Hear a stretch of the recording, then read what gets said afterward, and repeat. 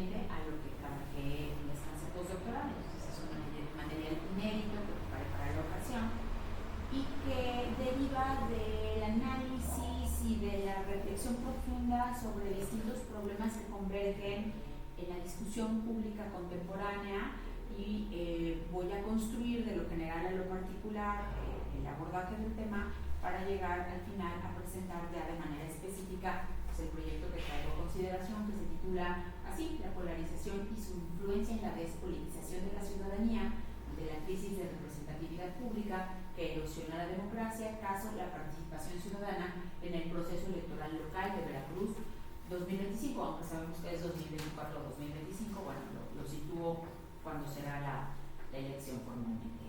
De tal manera que le pido a Richard si me ayuda a... ¿Yo tengo control? ¿O tú me ayudas a pasarlo? ¿O lo paso yo? No sé dónde está. Está acá.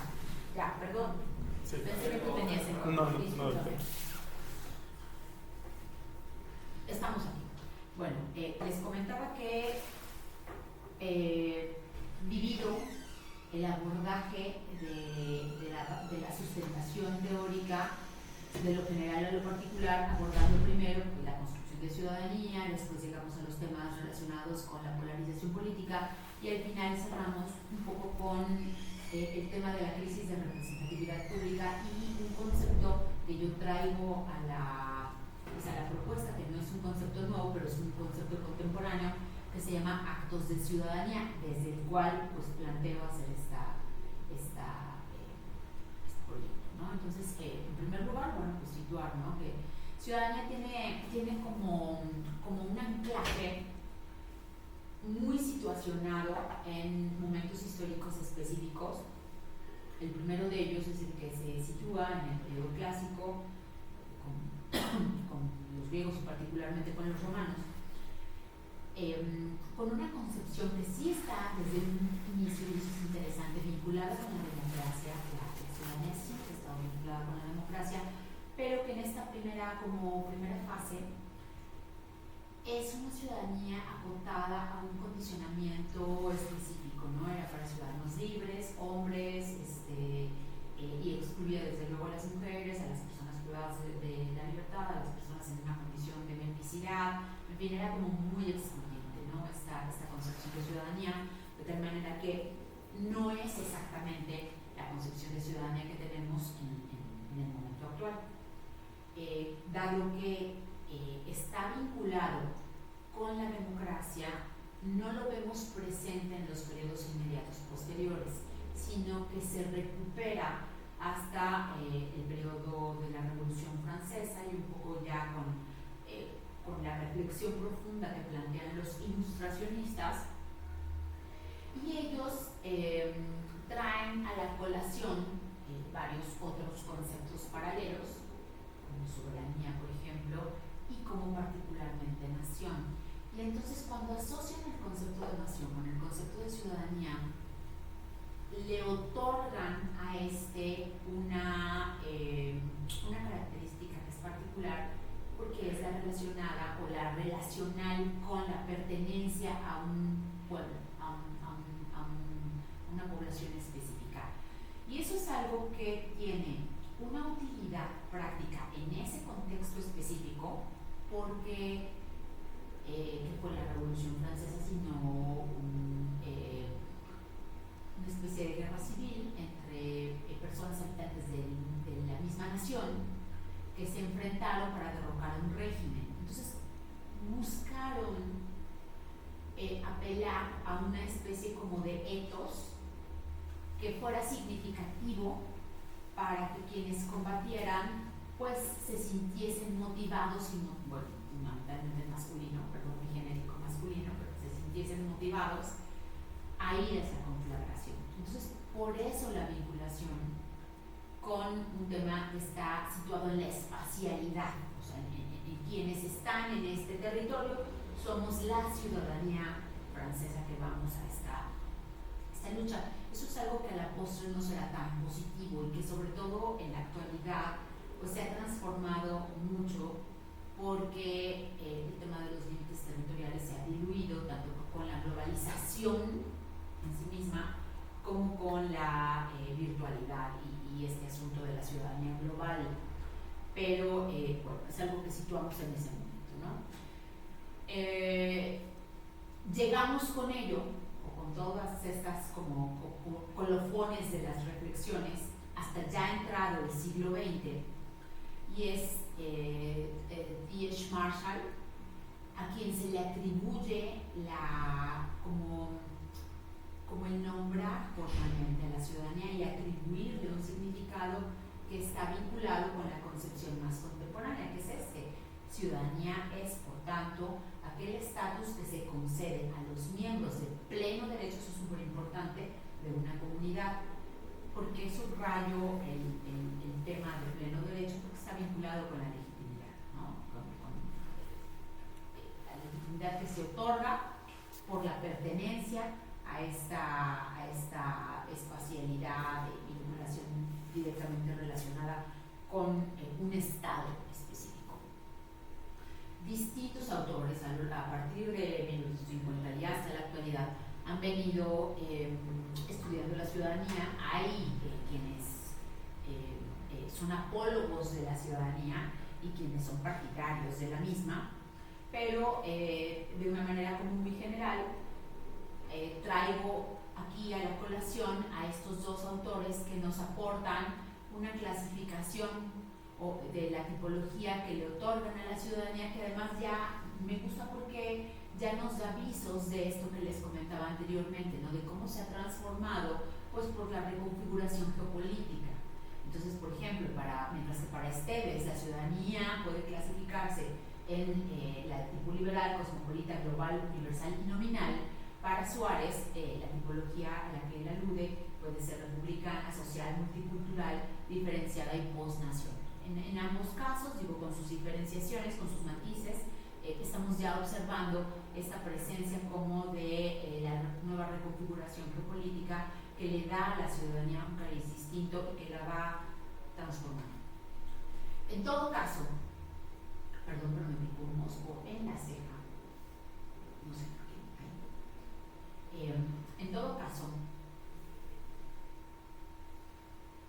en el texto que les puedo compartir y que les he entregado ahora, hay una parte donde digo, si para los teóricos quedó claro que la ciudadanía, por tanto, no se define ni por la edad, ni por la pertenencia a una localidad específica, ni por el sexo de las personas, ¿qué sí define la ciudadanía o qué sí nos permite entender de qué va a ser ciudadano? Más o menos desde los años 60 y particularmente en los 70 comenzó una corriente importante que analiza la participación ciudadana como forma de expresión de la ciudadanía a través del actuar de ese grupo que se organiza y entonces tiene una intervención pública ante ciertos hechos específicos, de tal manera que ese actuar que se convierte en participar es la forma que tiene el sujeto social y político de pertenecer al yo colectivo y desde allí intervenir en el escenario público y en los procesos colectivos, ¿no? En los procesos colectivos y colectivizantes. Entonces me es interesante abordar la participación ciudadana. También tiene sus porristas y sus opositores, ¿no? Yo misma estudié gobernanza en un momento de la vida, además lo estudié en el Instituto Mora con toda esta generación de muchos investigadores que venían como de los movimientos sociales y eso, y con eso quiero decir que corresponde a una tradición teórica, el abordaje de la participación ciudadana para explicar el tránsito social y político en un momento histórico determinado en nuestras sociedades, no solo en la mexicana. No obstante, los múltiples reconocimientos que hay respecto de los aportes que ha brindado la participación ciudadana organizada en nuestras sociedades, también se hacen críticas que son importantes, que establecen estas críticas que fundamentalmente que forma, y ahí abundo bastante en el texto, que la forma en cómo ha tenido lugar la expresión de la participación ciudadana de la sociedad civil organizada en México ha sido,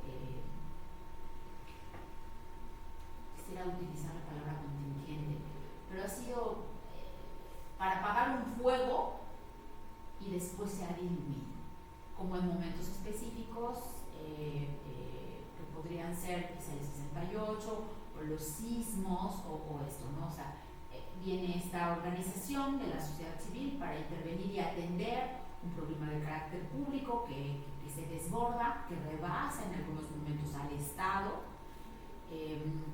pero que no tiene mayor permanencia después de que la emergencia inicial se atiende y se mitiga, ¿no? Entonces sería como una crítica, lo cual nos lleva además a reflexionar sobre temas y conceptos que están vinculados. Uno de ellos sería el de la cultura política, ¿no?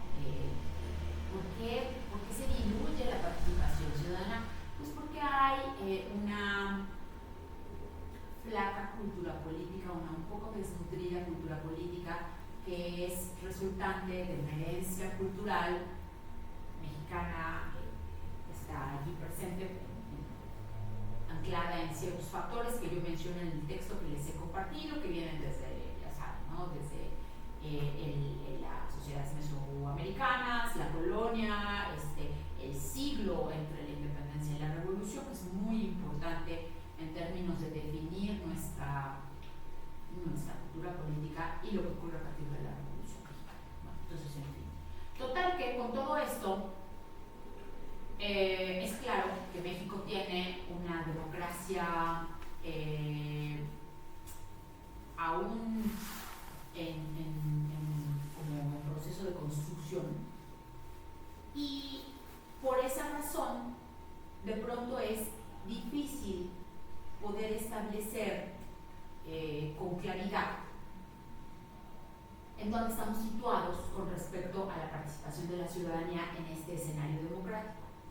De tal manera que yo acudí a un índice que les comparto que conocí y utilicé por primera vez cuando hice mi tesis de doctorado y que me sigue pareciendo un instrumento útil, que es el índice de participación ciudadana que se utiliza en varios países de América del Sur,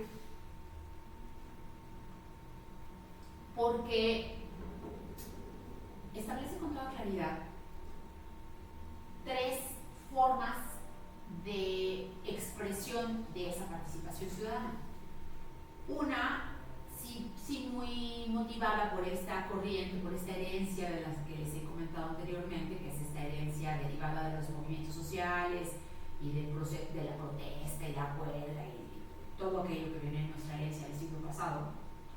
Otra, que a mí me interesa especialmente y por la cual llegué a este índice en forma inicial y por qué lo sigo utilizando, que se considera que una forma de participación de la sociedad, de la ciudadanía, es la que se da a través de los medios de comunicación, un tipo de participación que denomina opinativa, que es particular, ¿no? Y que está particularmente vinculada, por eso lo uso, particularmente vinculada con lo que ocurre ahora, sobre todo que se ha facilitado y favorecido con la emergencia de las redes sociales y de los entornos virtuales y todo esto, ¿no?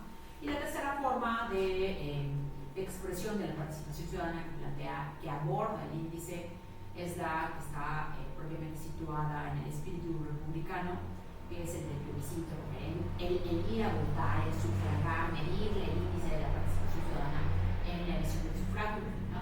Entonces, ¿por qué acudo a este índice? ¿Y por qué lo traigo a colación ahora? Porque yo necesité en su momento, como sigo necesitándolo ahora, tener un referente para no hablar en abstracto con respecto a las formas de expresión de la ciudadanía.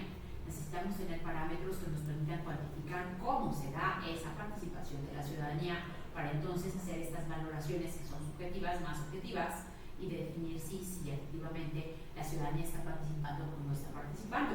Porque en este devenir En este devenir se ha transformado la política y los políticos de una forma significativa, motivado por muchos factores, algunos intrínsecos a los propios estados, otros propios de las dinámicas intrínsecas a la democracia, otras relacionadas con la propia transformación de la ciudadanía y otras vinculadas particularmente con los medios de comunicación y otros actores intervinientes en el proceso, que han contribuido en gran medida, que ahí es donde yo ya me empiezo a situar en lo que estoy proponiéndoles, en la despolitización y la forma como esta vinculación, esta exposición, alta exposición diría yo, a los contenidos mediáticos de las redes sociales han contribuido en buena medida a la despolitización de la población en un escenario de desafección ciudadana,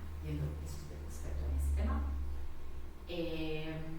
que viene haciéndose manifiesto en los últimos 20 años en forma cada vez más significativa, en donde el trasfondo no es tan solo la apatía o el abstencionismo político electoral, sino esta desconexión, ¿no? Esta ruptura del vínculo que solía unir al ciudadano con lo político, ¿no? Entonces hay un momento en el que esto se rompe y parte de lo que traigo a cuenta en el texto y en la propuesta pues es que a ello han contribuido especialmente los medios digitales. Y lo digo especialmente porque nuestra identidad asumida ante esta exposición mediática no es en calidad de ciudadanía activa y participativa, sino en calidad de audiencia. Esa es la identidad que asumimos en nuestra vinculación con los medios de comunicación, que han sido piezas claves para el incremento de la polarización política. Ojo, polarización política que es polarización política que es deliberada, o sea, que es parte de un proceso de construcción de comunicación política que sirve a los fines políticos para obtener la despolitización. Y en ese escenario, pues, desempeñan un rol importante en nuestros consumos mediáticos, que además están muy vinculados con la forma en cómo tiene lugar la atención selectiva, la distorsión y la retención selectiva, que ha venido a disminuir la escala de atención que se le brinda a los contenidos de la hipermedia, ¿no? En general. Entonces eso provoca que tengamos un... Ay Dios, está todo... No, me está dando la... Ahora se me metió una pestaña roja.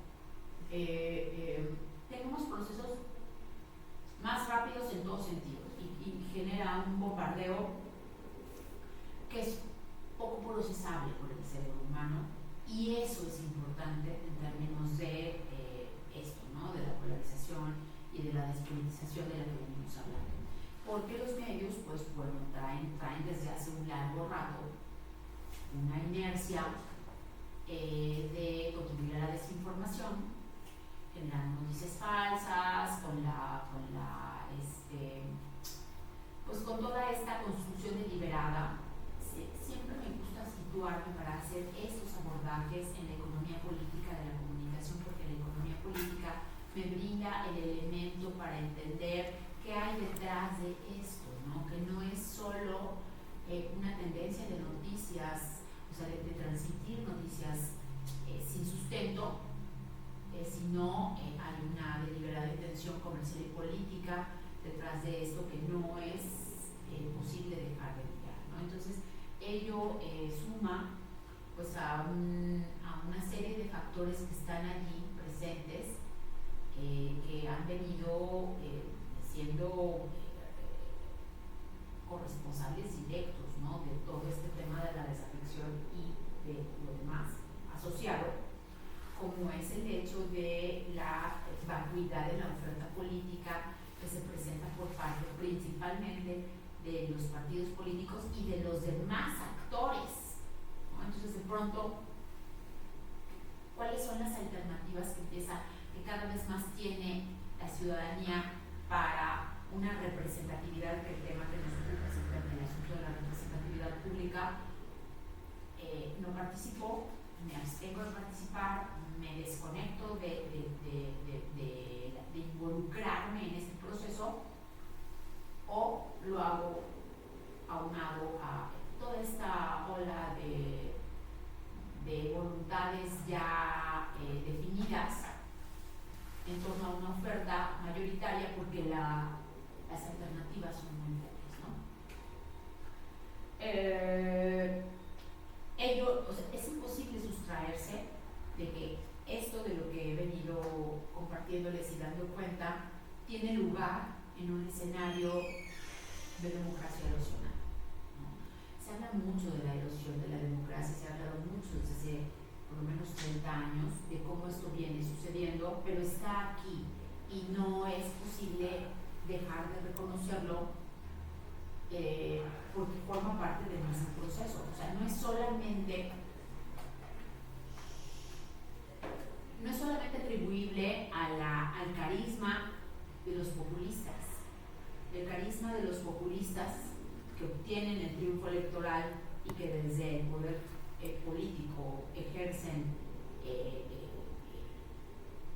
gobiernos que se vuelven regímenes totalitarios, que es lo que estamos observando ahora, ya en el poder, que es lo que estamos observando, sino cómo a eso ha contribuido la polarización, la desafección, la despolitización, ¿no? De una sociedad cada vez mayor, que entonces pues acaba incluso legitimando estos procesos que se convierten pues, en regímenes dictatoriales. Que además quiero decirles, y que a mí esa parte me ocupa mucho, que no es solo el arribo de estos personajes y a lo mejor los impactos en la política económica o en la legislación pública que puedan llegar a tener las decisiones que adoptan, sino lo que eso le significa a la ciudadanía en términos de derechos. Porque parte de los recursos políticos de los que se están valiendo estos actores políticos populistas, pues están siendo fomentar los discursos de odio que les son útiles para contribuir a la polarización política y generar el retroceso en el marco de derechos, pues para poder no tener frenos o impedimentos a sus dinámicas de transformación, sean las que estas sean, ¿no? Ello nos conduce al meollo de la problemática desde mi perspectiva en este proyecto, que es la crisis de representatividad pública que existe. O sea, el problema no, insisto, no es solo que exista desafección o que exista poca participación ciudadana en otros ámbitos, sino que quienes están arribando a los cargos de representación pública y de poder, o sea, ya sea en el ámbito legislativo con la representación pública o en el ejecutivo por el voto directo, quienes están arribando lo están haciendo con altos márgenes de pérdida o con poca representatividad pública. Pues hay segmentos sociales amplios que no se sienten incluidos, que no se sienten representados, que no se sienten considerados en sus voces, y entonces allí hay que analizar qué es lo que está pasando. O sea, porque el no sentirme representado por quien gobierna o por quien legisla no significa que los problemas públicos que padezco y que quizá represento desde la ciudadanía desaparezcan, sino que buscarán otros cauces para intentar ser atendidos. Entonces ahí hay una fractura, un cisma que provoca pues, una serie de temas ahí que están presentes, ¿no? que acá comparto. Entonces, bueno, yo ahí traigo a la colación un poco como esperanza, o sea, no quise tirarme a llorar ante de ese panorama de tanta tragedia, ¿qué podemos hacer? Hay, les decía al principio, algunas voces que son muy críticas de la ciudadanía que dicen, a ver, la verdad es que aquellos procesos iniciados en los 70s y los 80s, pues muchos se diluyeron porque pasó la emergencia, pasó la situación, las personas crecieron, dejaron de estar vinculadas con esas causas, pero también por otro lado, y es el tema, es la gran crítica que se hace, muchos de esos actores emergentes en su momento fueron cooptados por la institucionalización del Estado. Y o pasaron a formar parte de las filas del Estado o siguieron en los grupos, pero con una especie de disidencia controlada para legitimar el actuar. Entonces, al final del día, pues se cuestiona su efectividad, ¿no? O sea, siguen representando el sentir o sea, la voz ciudadana en esta situación o tal, ¿no? Entonces, ante ello viene este planteamiento, el planteamiento que se denomina actos de ciudadanía, que lo plantea este autor, que se apellida Eugene Issin. Esta cita corresponde al texto original, de tal manera que la propuesta es del inicio de este milenio. Y él habla, como lo podemos ver en su definición, de actos y asociaciones con personas que pueden llegar a empujar procesos de transformación. ¿Quiénes son esas personas que empujan estos pequeños actos de ciudadanía? Son otros, ¿no? Fuera del sistema, outsiders, fuera del sistema, extranjeros, inmigrantes, estos otros pequeños actores que, y tiene una característica que ahí es donde yace como la médula ósea de la diferencia del planteamiento ochentero de la participación ciudadana. Dice, el chiste es que no se institucionalice, el chiste es que sean actores emergentes, el chiste es que atiendan problemáticas específicas y que no tengan liderazgos visibles, o sea, que lo que se defienda sea la causa, no el caudillo, otra vez el caudillo que encabeza la lucha y vamos hacia él, ¿no? Incluso en varios de los textos de análisis de caso que toman la propuesta teórica de Issin para su abordaje, por ejemplo, retoman situaciones específicas como lo que ocurre con los Dreamers y cómo los Dreamers han logrado efectuar actos de ciudadanía. ¿Quién lo propuso? ¿Quién sabe, no? Pero fueron ellos que vivían y padecían la problemática que les significaba ser emigrantes y llegar a vivir a un país extranjero con toda la serie de vicisitudes que ellos les representan, y desde allí empujar una serie de reformas legales que les favorecieran en su situación y condición de vida para todos ellos y quienes vinieran después. Entonces es como un buen ejemplo de esto, pero sí comento que no ha sido medido aún en el largo plazo, de tal manera que la gran crítica, y hay que reconocerlo, es que no se sabe si pueden llegar a ser cambios que transformen realidades como más allá de lo coyuntural o no, o sea, que nos enfrentemos a una problemática como la vivida antes.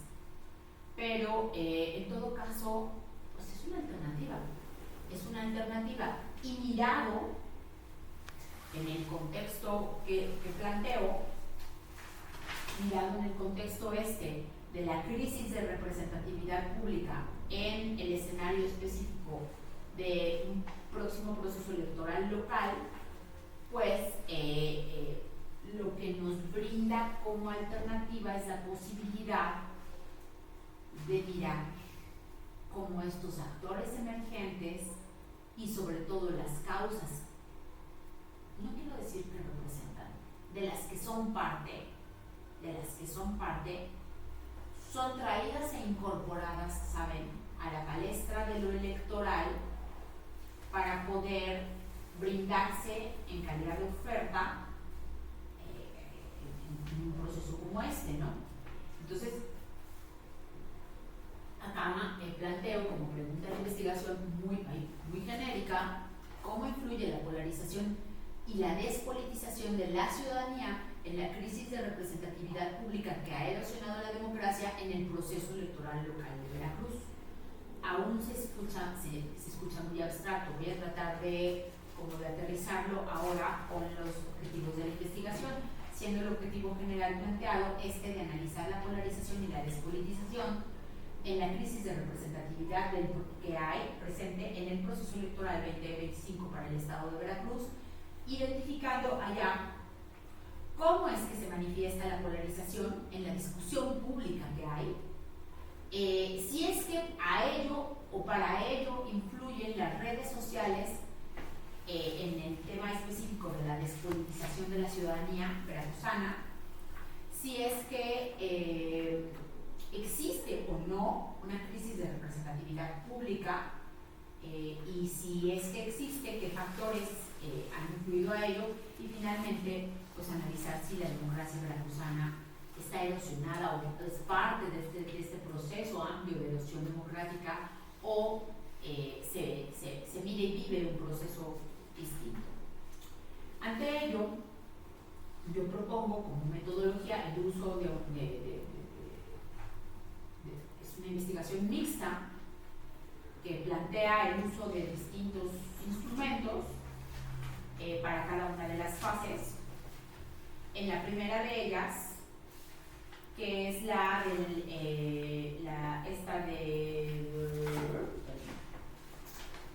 primera de ellas, que es la de cómo se manifiesta la polarización política en la discusión pública de Veracruz. Aquí lo que planteo, pues evidentemente, es hacer un análisis de contenido.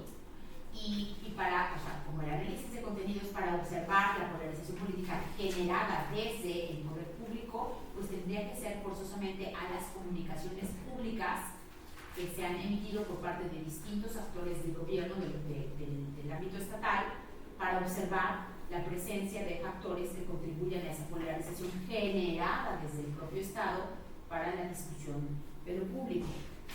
Por cuanto hace al segundo objetivo, que es cómo influyen las redes sociales en la despolitización de la ciudadanía, acá lo que planteo es hacer focus groups, presentándole a grupos aleatoriamente integrados de ciudadanía de diferentes sexos, edades, orígenes de la geografía veracruzana, presentarle contenidos de estos difundidos por las redes sociales para observar cómo es que ellos tienen, qué emociones les generan, ¿no?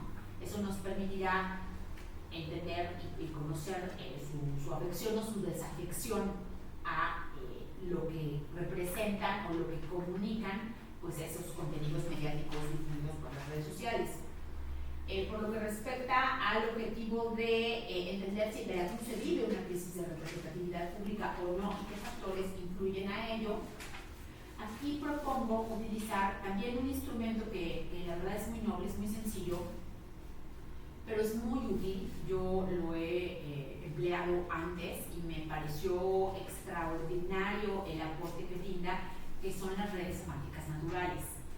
Y las redes semánticas lo que permiten es que las personas participantes del proceso, no la ciudadanía en general, sino los sujetos participantes del proceso de investigación mediante las redes sociales, viertan toda la posible serie de significados que les representa lo que les es mostrado o lo que les es preguntado, de una manera muy espontánea y no jerarquizada. O sea, como vierto deposito toda esa lluvia de ideas que me viene a la mente cuando tú me dices qué es para mí la autoridad municipal, qué significa tener un presidente municipal indígena, qué representa tener una mujer presidenta municipal, qué representa para ti tener una mujer gobernadora. O sea, como esto, ¿qué le quiere decir a la gente para tratar de recuperar si si el ciudadano común considera estar representado por sus distintos niveles de autoridad en lo local, ¿no? Bueno, en lo estatal, en lo localizado. Y por cuanto hace a el último de los objetivos propuestos, que es el de determinar si en Veracruz se vive una democracia erosionada o no, forzosamente habría que desarrollar un índice propio que nos permita tener indicadores para poder realizar una valoración que no sea subjetiva de los aspectos que se viven en el sistema político estatal, ¿no? Por mi parte es todo. Quedo a su disposición para las preguntas que consideren pertinentes y les agradezco su atención. Listo. Gracias.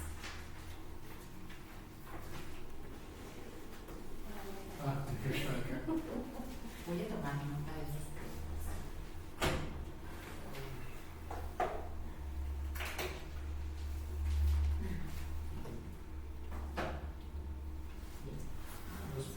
Mis preguntas las voy a referir acá.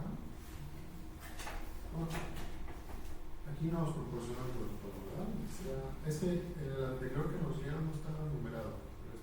Sí, pero es el mismo. Solo le corregí eso y le corregí que en la portada tenía mal el nombre de ciudadanía. Muy bien. Es el único detalle que tiene de variación uno con respecto del otro. Okay.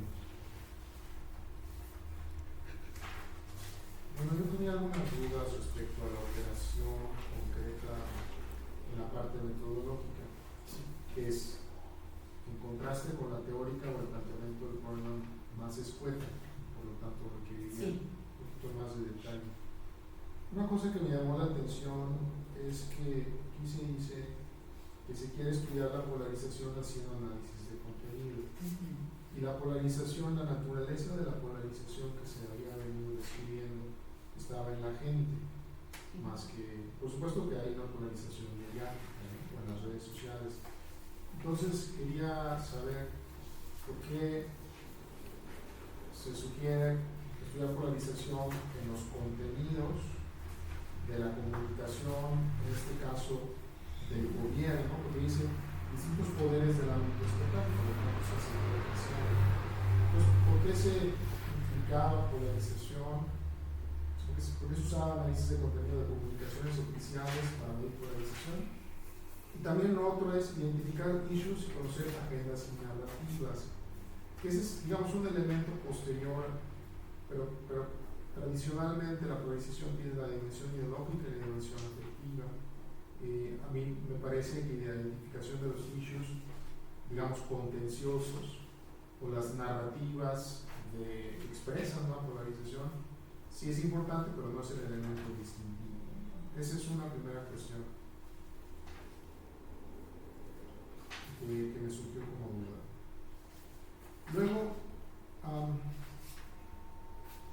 hay dos objetivos finales, bueno, en la parte metodológica. Una es si se vive una crisis de representatividad y la otra es si la democracia se está erosionando. Regreso. ¿No? Regreso ahí, yo lo coloco para que muy bien. Veamos. Sí. Ahora, a mí me da la impresión de que se parte del supuesto de una erosión democrática. Es decir, se entra al proyecto dando por sentado de que hay una erosión y luego, una vez que se da por sentado que hay una erosión, buscar cuáles son los factores que contribuyen a la erosión. Por lo tanto, no entendí por qué se va a determinar una erosión si ya estaba dado por sentado. Y cómo metodológicamente se corresponden las piezas entre sí. Es decir, aquí en el objetivo de la investigación hay una cadena causal. Polarización, despolitización, que digamos que serían las dos variables independientes. Y la variable dependiente es representatividad pública. Sé que este proyecto no está planteado en esos términos, pero nada más lo esquematizo, porque creo que puede ayudar a explicarme. Entonces, lo que no me queda claro es cómo dialogan, cómo se corresponden las piezas entre sí. Porque la polarización se buscará en las comunicaciones oficiales, la despolitización se buscará en las redes sociales, y luego la crisis de representatividad en las redes semánticas naturales, y el tema de los índices utilicé la palabra desdemocratización, es un término de la revolución democrática, es un elemento macro, es decir, se observan varias dimensiones del Estado y varios, por ejemplo, el índice de Borlino tiene 14 dimensiones, que incluye libertad de expresión, libertad de asociación, se escribe derechos y funcionamiento mismo de las instituciones democráticas y el funcionamiento y la dinámica de la ciudadanía. Entonces, lo que no me quedó claro es cómo se van a articular las distintas piezas, dado que son diseños metodológicos distintos y observables distintos. Por un lado las redes, por otro lado comunicaciones oficiales, por otro lado. Okay. Ese es en cuanto a la propuesta metodológica, independientemente de la precisión también, por ejemplo, de las poblaciones, que sería interesante saber, ¿no? Por ahí se mencionó el tema de los grupos de enfoque, ahí se mencionó un grupo de enfoque, creo que, y luego la exposición, ahí me parece totalmente correcto, se pone sobre la mesa la necesidad de hacer varios grupos de enfoque, dada la complejidad del estado de Veracruz, que es un país, es una nación, bueno, es como un estado de naciones, la costa, la parte de Tamaulipas, es un estado extremadamente complejo, más parecido a un país así. Entonces, ahí sí me parece que, y la exposición sí se dijo claramente, se requerían varios grupos de enfoque que capturaran la diversidad, que hicieran justicia a la pluralidad del Estado, ¿no? Entonces, no, esos elementos de cuáles son las poblaciones observadas, las muestras, etcétera, creo que sí sería interesante conocer.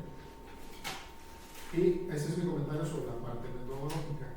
Ahora, la parte de la exposición,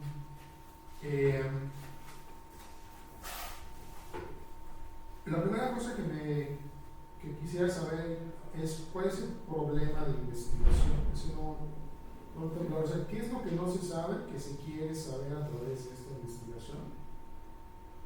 Porque aquí parece que es como evidente, pero no entiendo si más bien está en el problema de la representatividad, en el problema de la desdemocratización, el déficit democrático, o dónde está el foco. O más bien hay un problema ahí que no está enunciado. Por ejemplo, ¿por qué se está despolitizando la gente? En cuyo caso, la despolitización es una variable dependiente. De hecho, me parece que eso se intuye. ¿Cómo participan las redes? ¿Cómo participan este tipo de factores en esa despolitización? Pero en cuyo caso, entonces, en función de que de repente había entendido una variable aparentemente independiente como una dependiente, que es que quisiera saber qué es lo que se busca al final de cuentas. Y la última pregunta es ¿por qué se emplaza en el proceso electoral? Porque ahí hay varias dinámicas teóricas o varias dinámicas del momento de la decisión y del momento estelar de las elecciones que no vi dentro del, es decir, la naturaleza de la polarización es, por ejemplo, mucho más intensa al momento de las elecciones. Generalmente se emergen los clivajes y se radicalizan. Y luego para poder servir en la campaña. Sí, claro.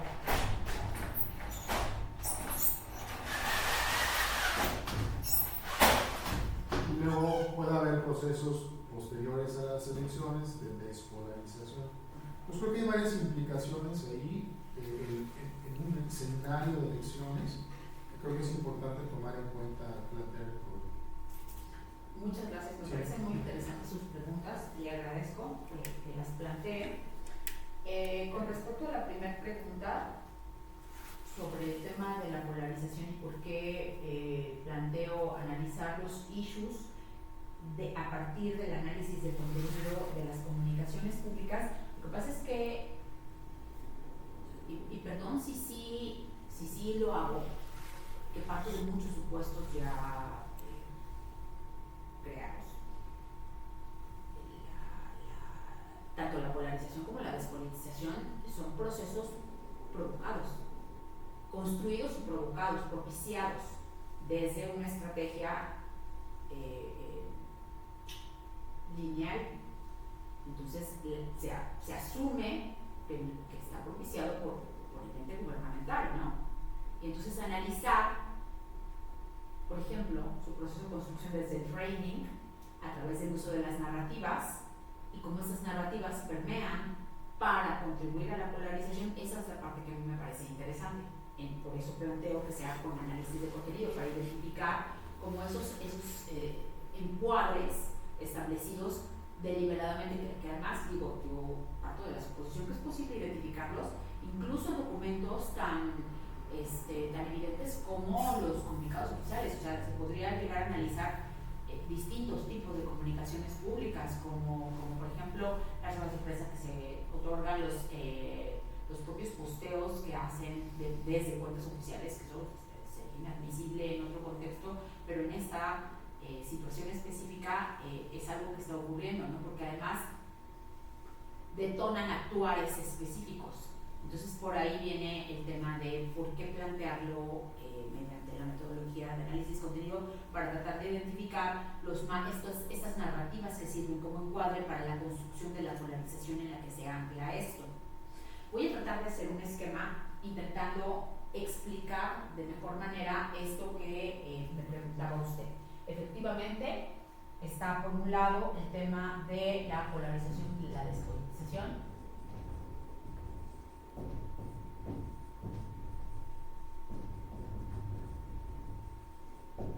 Como causal de la crisis de representatividad pública, que este es el problema, contestando a su tercera pregunta. Representatividad pública. Todos los temas están concatenados. Yo soy muy de esquemas, pero ya no tengo que hacer así como muchas esquemitas, pero quería hacer así como el trenecito para mirar cómo en realidad son fases de una misma problemática. Para mí la problemática hoy es esta, los demás son causales que inciden en este tema, ¿no? Aquí estamos en la variable, esta es la variable dependiente, esta es la variable independiente. Ok, y entonces aquí tenemos el análisis de contenido, para abreviar, que se efectúa a las comunicaciones públicas del gobierno. Y aquí tenemos, en la despolitización, tenemos el tema de los grupos focales o grupos de enfoque a las redes sociales. ¿Okay? Y acá en la representatividad pública tenemos el asunto de, otra vez, del gobierno. Aquí estamos analizando el gobierno con el asunto de las redes semánticas. En realidad, lo que estamos haciendo es analizar la relación gobierno-ciudadanía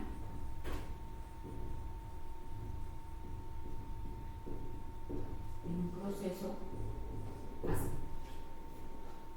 Sí, no lo traje en la presentación, pero está en el documento escrito el calendario. En el calendario se muestra con claridad cómo se tiene que las fases se retroalimentan. Perdón que lo hice así, a lo mejor solo lo acomodé así en mi cabecita y no lo logré plasmar adecuadamente, pero como las indicaciones establecían que fuera un proyecto planteado para 2 años, primero está como módulos independientes. O sea, primero vamos a hacer el tema del análisis de contenido para observar la polarización, pensando que este pueda ser un producto en sí mismo de análisis objetivo de cómo se construye la polarización desde el tema del frame. Y luego viene el tema de observar la despolitización y cómo la relación con las redes sociodigitales, ¿no? Aquí está el tema de la relación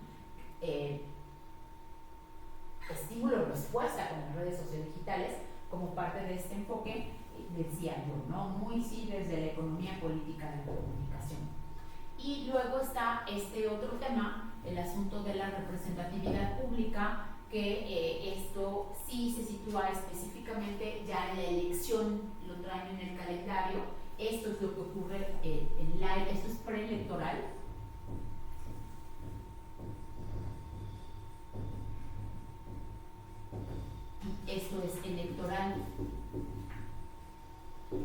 planteo de colofón el tema de lo de la erosión de la democracia,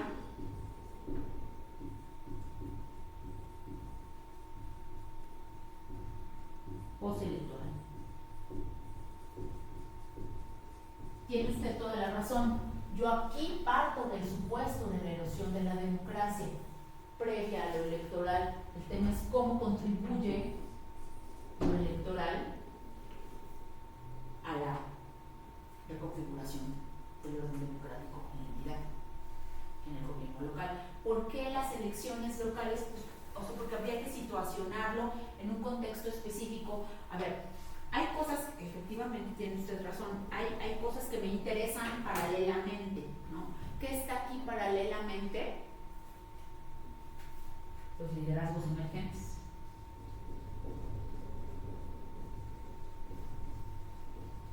Porque estos son los que hacen lo de los actos de ciudadanía. Entonces, a mí me interesará en un momento específico analizar aquí, por ejemplo, quiénes van a ser los candidatos y cómo esos candidatos representarán el arribo de otras formas de representación pública o perpetuarán el orden del equilibrio de los actores que ya participan del juego público en la entidad.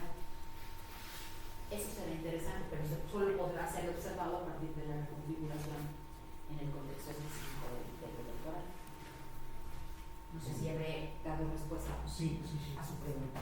Quizá no lo plasmé de esa manera ni en la presentación ni en la de esta.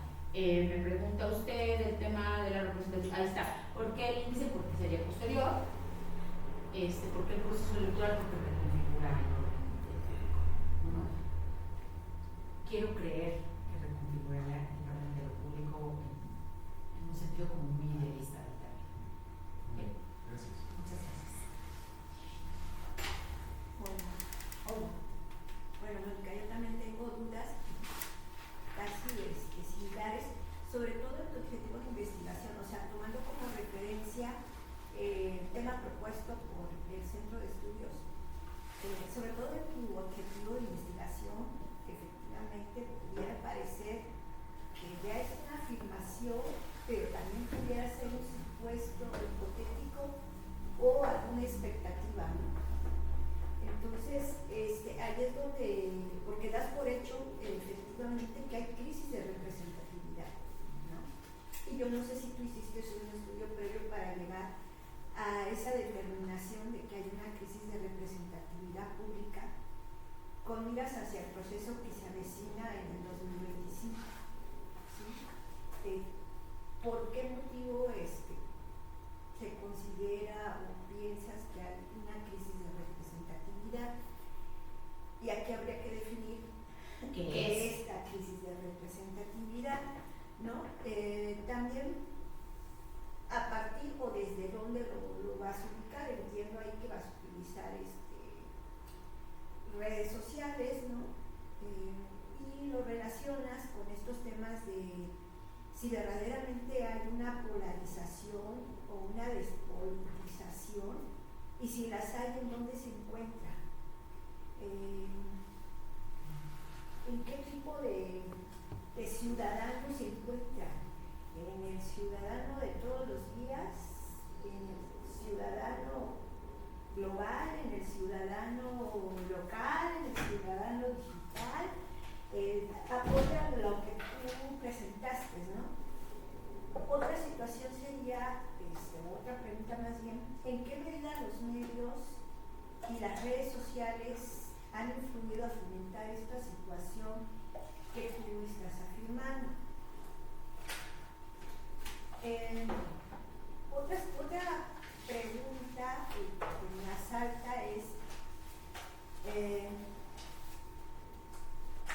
¿cuál sería esa relación de la representatividad pública y la participación Perdóname, ciudadana? me distraje un segundo. ¿Me podrías repetir esta última pregunta, por favor? ¿Cuál sería la relación de la representatividad pública y la participación ciudadana? ¿Una da pie a la otra? ¿O cómo se deben interpretar las dos? ¿O cuál es la relación que hay entre estos dos conceptos. Y pues sí, también la otra pregunta sería en la parte metodológica.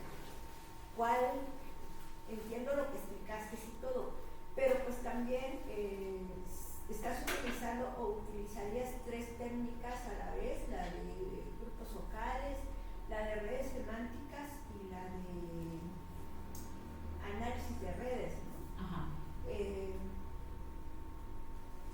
¿Cuál sería el sentido y la estrategia de implementar estas metodologías o estas técnicas metodológicas? ¿Y de qué manera, por ejemplo, a la hora de que hagas tu triangulación, qué esperas que arroje? O sea, ¿qué información esperas que arroje?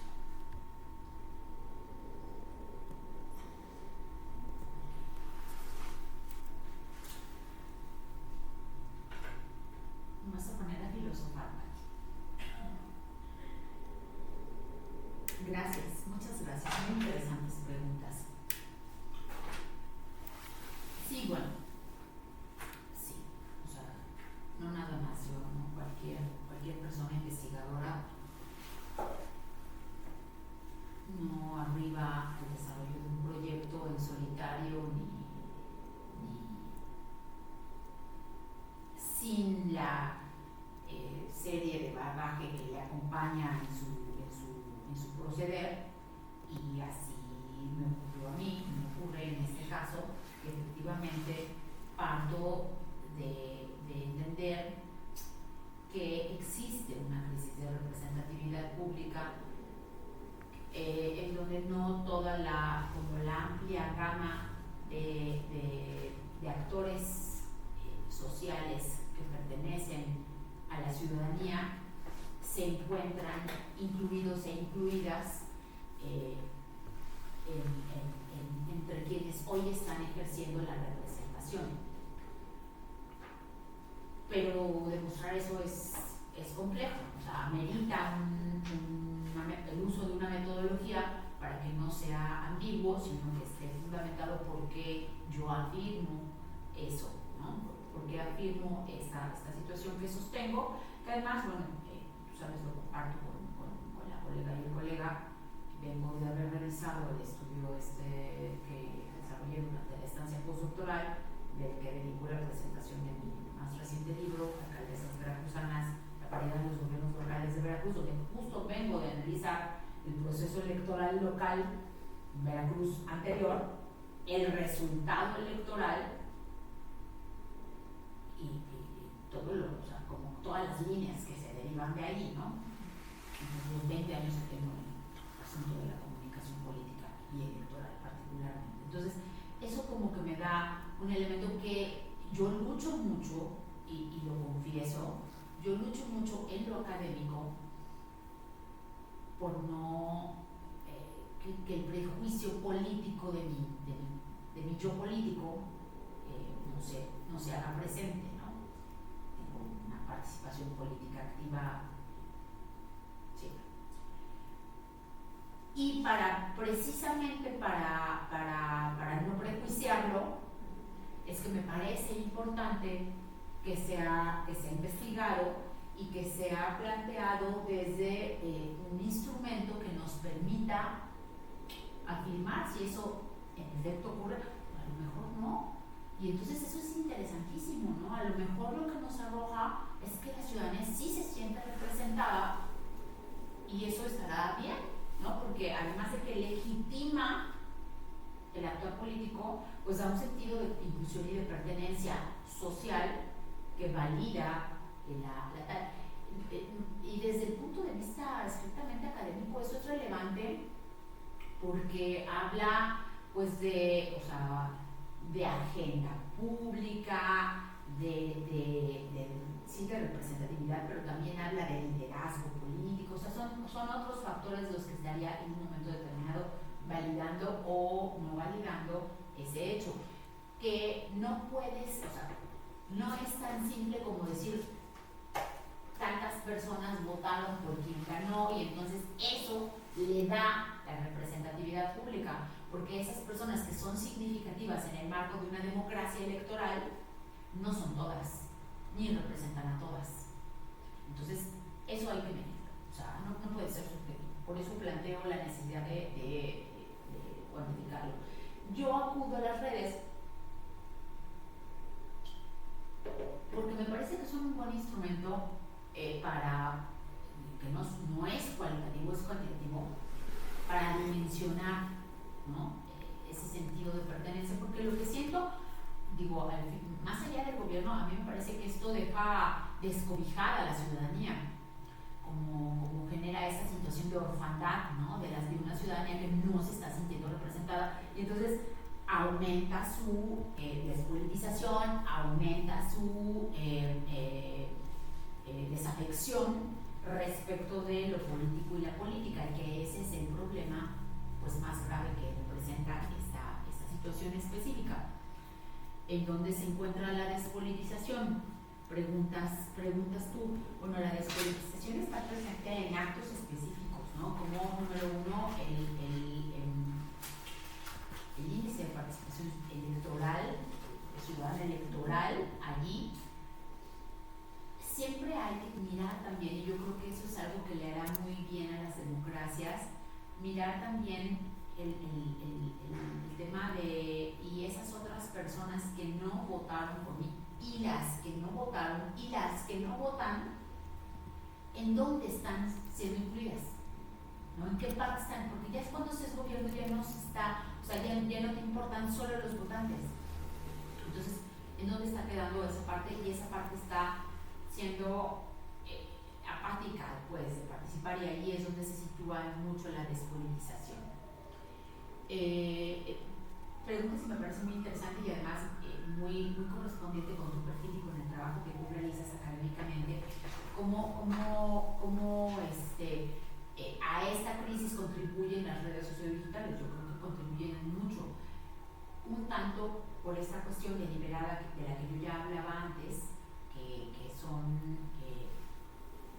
son instrumentos para la legitimación de quién detenta el poder político, ¿no?, que se legitima a través de este vehículo, y entonces, por tanto, este esquema de comunicaciones no es espontáneo, no está solo apegado al criterio de la veracidad de la noticia ni nada de esto, pero también, por otro lado, está dado en muy buena medida debido a la falta de una politización ciudadana suficiente. A la gente le importa más saber cómo venía vestido la gobernadora o el gobernador que cuál fue su discurso al momento de asumir el cargo como primera mujer electa para este cargo en Veracruz. O sea, de pronto ves esa vacuidad contribuye en buena medida a toda esta escala de desvalorización de lo político en la ciudadanía, que es muy grave, ¿no? Entonces, eso es lo que quería decir. Por aquí lo noté, que los medios legitiman y deslegitiman el actuar público de quien gobierna. Me preguntas respecto de la relación de representatividad política y la participación ciudadana. Es súper interesante esa pregunta. Pues bueno, creo que sabemos la respuesta, ¿no? Una ciudadanía, una población menos ciudadana, hay una frase que dice María Marván Laborde, que me parece extraordinaria, dice: pueblo no es ciudadanía, ¿no? Entonces, más ciudadanía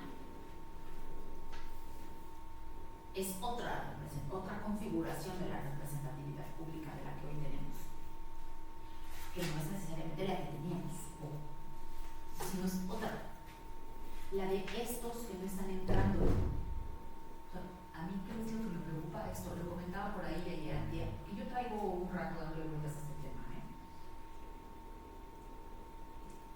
Soy feminista, activista feminista, me he ocupado durante mucho tiempo sobre los liderazgos femeninos. En el país, en el proceso electoral del 2024, solo contendieron en los distintos cargos concurrentes de elección popular, solo contendieron 2 mujeres activistas feministas. De todas las candidaturas que hubo, solo 2 llevaban expresamente la agenda feminista, solo una ganó. Entonces, o sea,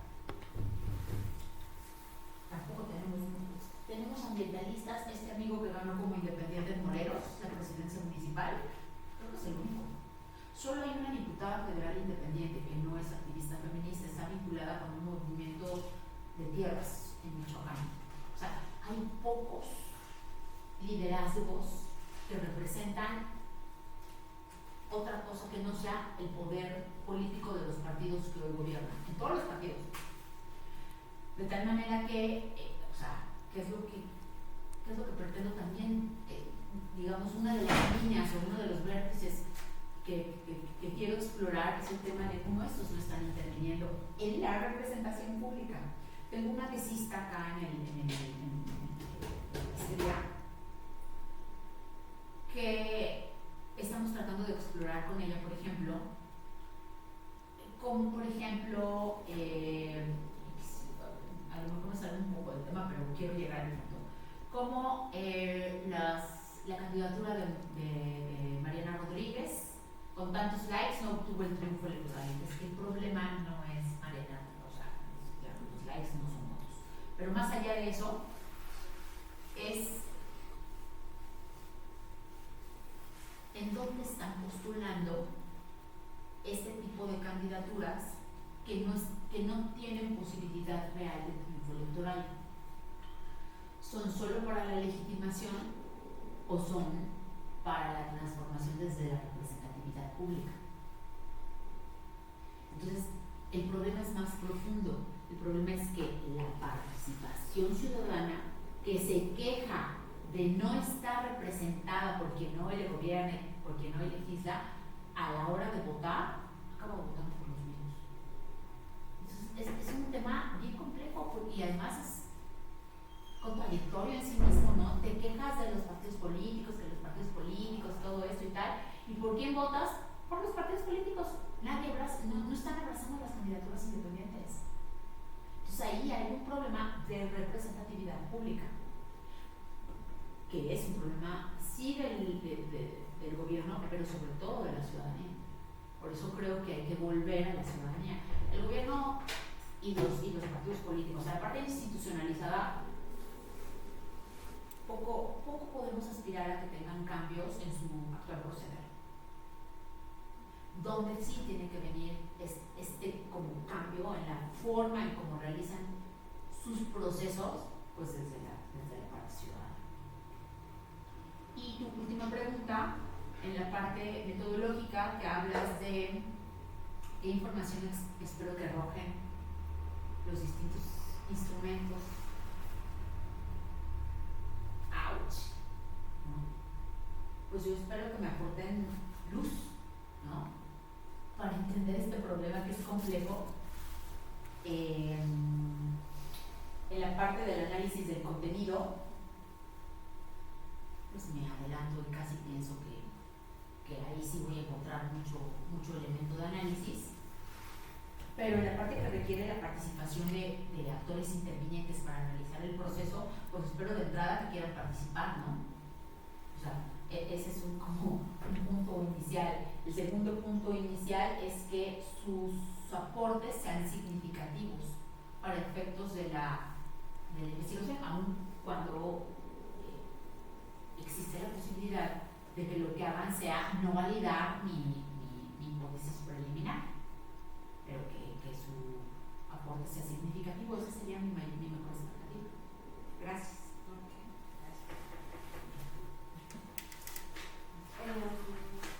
Pues mis comentarios son muy similares a los anteriores. Me pareció muy interesante todo el antecedente que existe sobre ciudadanía, pero bueno, igual me preocupa un poco la parte metodológica, ¿no? Que pues prácticamente tienes un instrumento para cada cosa objetivo. En el calendario del cronograma, por ejemplo, Perdón que lo dibujé a colores, pero resulta que la tinta no rellenó los cuadritos, y entonces, pues bueno. no veo un espacio, un rubro de tiempo para análisis, ¿no? O sea, es más bien como la parte de la aplicación de instrumentos, y vas a tener un mundo de datos. También me entra un poco la duda si no pusiste por meses, sino hablas de por periodos, en función de la elección. Es que puse como que la meta es la campaña y la elección, y la elección del 2025, y entonces planteo lo que haría antes y lo que haría después. La verdad es que yo creo que todo lo voy a hacer, o sea, voy a recuperar, voy a levantar, o sea, aplicar y levantar los datos aquí y procesarlos acá, y si no lo especifique, pero sí, estaría en China, pues generarlos. Por eso puse, por ejemplo, en la parte de hasta abajo, el tema de la publicación, las publicaciones y compartir en simposios y estas cosas, así como los 2 años, pues porque sí, o sea, para hacer el... Sí, me parece presentando... Vaya, a ver, lo que hice en el postdoctorado, una locura verdaderamente. Yo debo de haber construido la base de datos los 6 primeros meses. Publiqué el libro hace 3 semanas. O sea, de esos datos me llevé mucho tiempo en el procesamiento y la sistematización y el análisis de esos datos, ¿no? Es largo. Yo, mis primeros, de verdad, yo hasta me río de mí misma. Veo mis primeros calendarios y para marzo ya tengo no sé cuántas cosas publicadas. Sí, bueno, nos rebasamos. Sí. Tengo 6 artículos en dictaminación este año y solo me han contestado 1, en fin.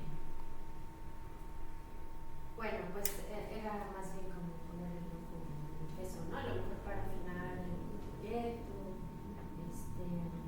También, pues, un esbozo de cómo vas a hacer el análisis de los resultados, ¿no? Esta parte de la triangulación que en el documento se ve como que son cosas separadas, ¿no? Y entonces, bueno, ¿cómo piensas unificarlo? ¿Qué información te va a dar respuesta a otra, ¿no?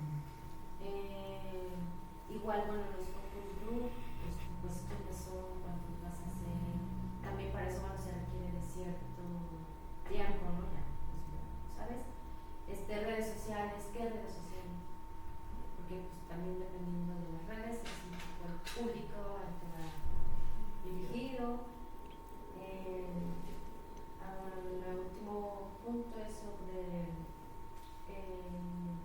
los indicadores basados en otros instrumentos, ¿no? No sé si ya también tienes detectados qué otros instrumentos,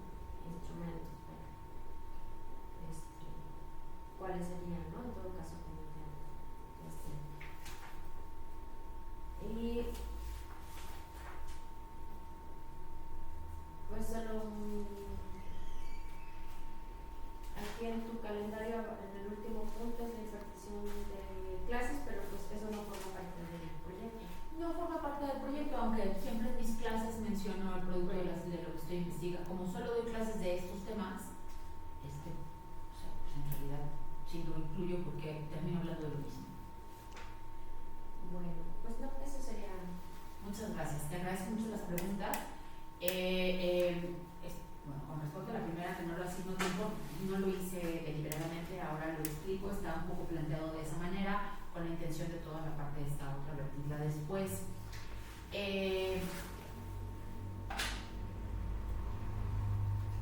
Yo como consultora y como activista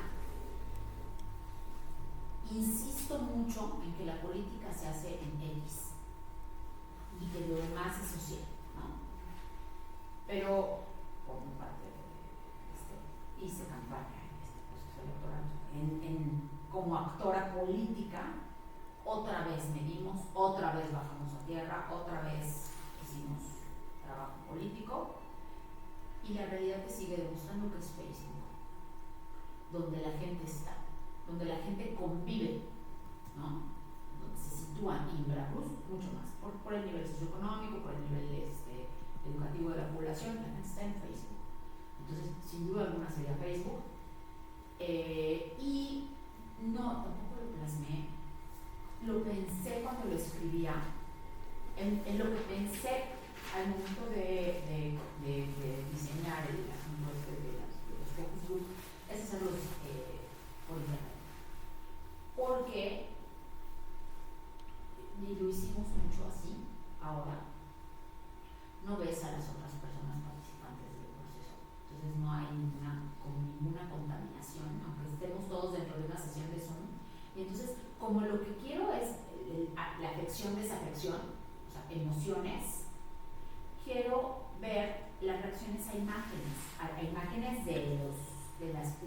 publicaciones, de los comentarios, ¿ves? De esta parte de cómo se engancha para la polarización.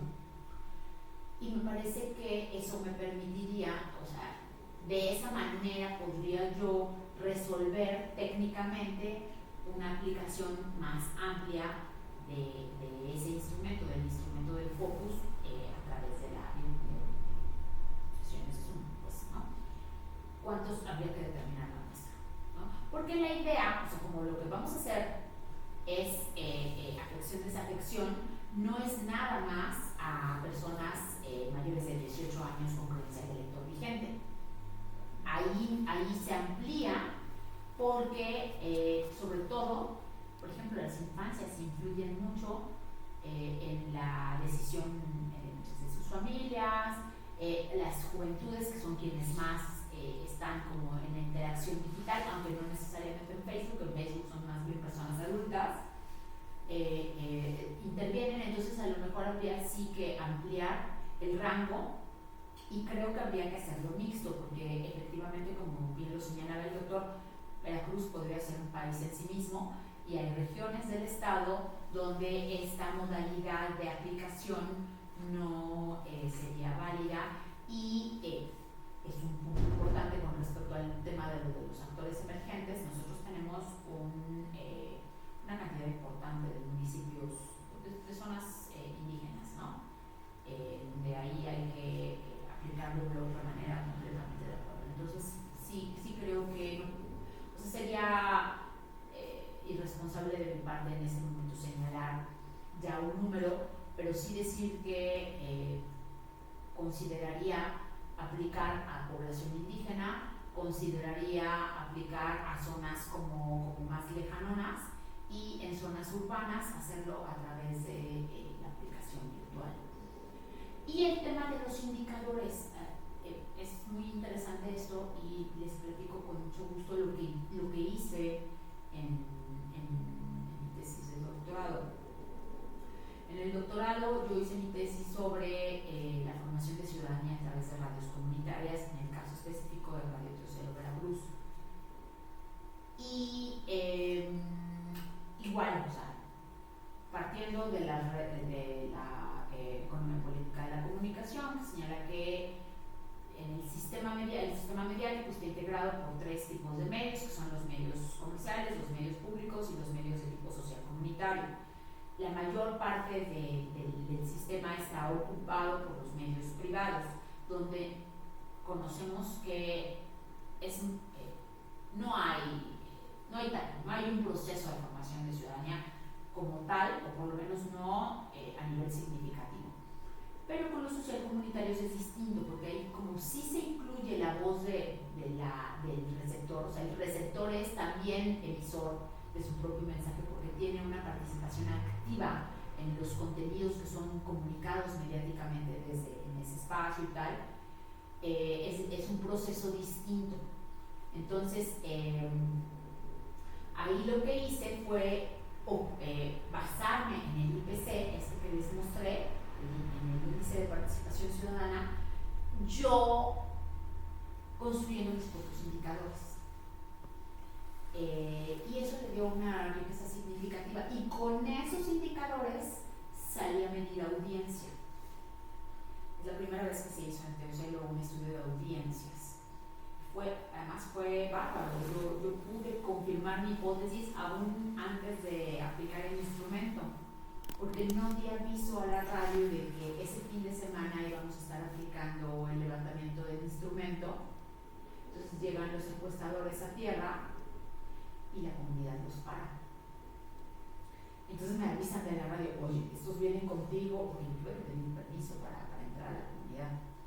Estos vienen contigo, ¿qué onda? Porque aquí la gente ya se está poniendo inquieta y tal. No, sí vienen conmigo. Es que no avisaste. Pues no les podía avisar que los iban a ir a medir, porque si no iba a influenciar la respuesta.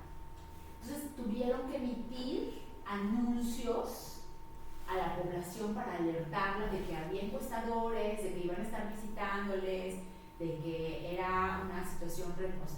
Entonces eso confirmó en sí misma mi hipótesis aún antes de conocer el resultado de la aplicación del instrumento, ¿no? Que había una vinculación directa de la emisora con la ciudadanía de las comunidades que forman parte de Teocelo, pero sí fue con indicadores propios. Entonces me parece que sería necesario hacer lo mismo en esta ocasión, ¿no? O sea, aplicado a la circunstancia.